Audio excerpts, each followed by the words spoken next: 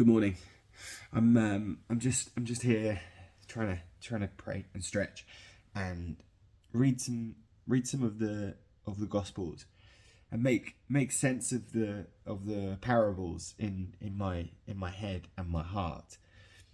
And there's just some messaging that's really leaping out to me this morning, and it's this connection between light and dark, and seeing and not seeing, believing and not believing.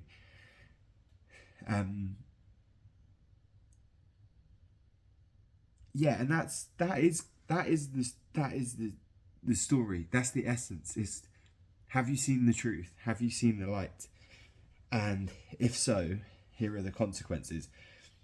So it's this passage is referring to a blind man that Jesus healed.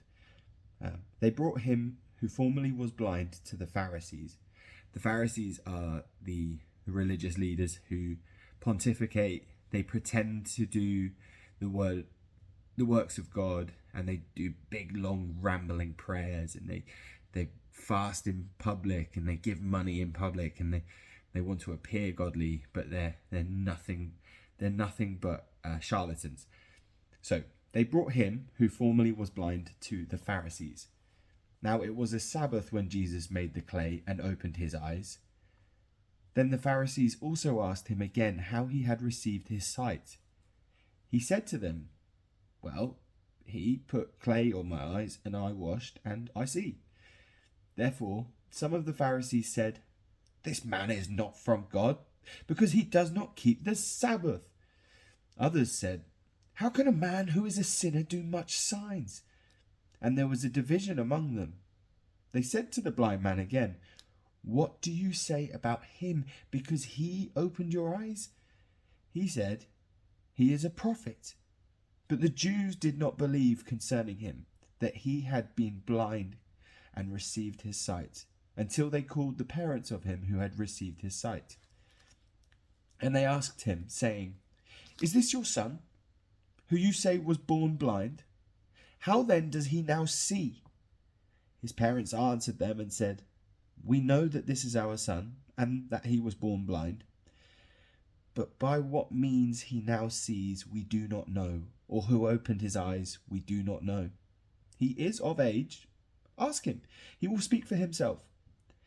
His parents said these things because they feared the Jews, for the Jews had agreed already that if anyone confessed that he was Christ, he would be put out of the synagogue. Therefore his parents said, "He is of age. Ask him." So they again called the man who was blind and said to him, "Give God the glory. We know that this man is a sinner." He answered and said, "Whether he is a sinner or not, I do not know. One thing I know, that though I was blind, now I see." Then they said to him again, "What did he do to you? How did he open your eyes?"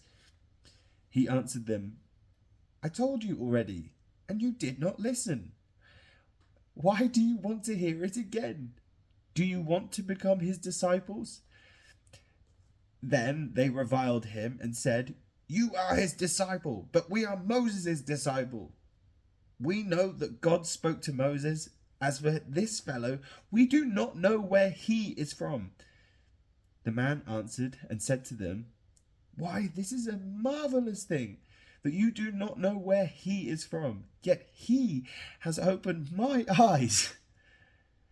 Now we know that God does not hear sinners, but if anyone is a worshipper of God and does his will, he hears him. Since the world began, it has been unheard of that anyone opened the eyes of one who was born blind. If this man were not from God, he could do nothing."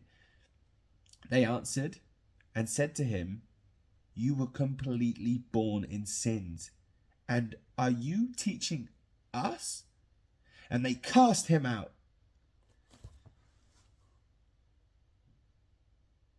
It's like,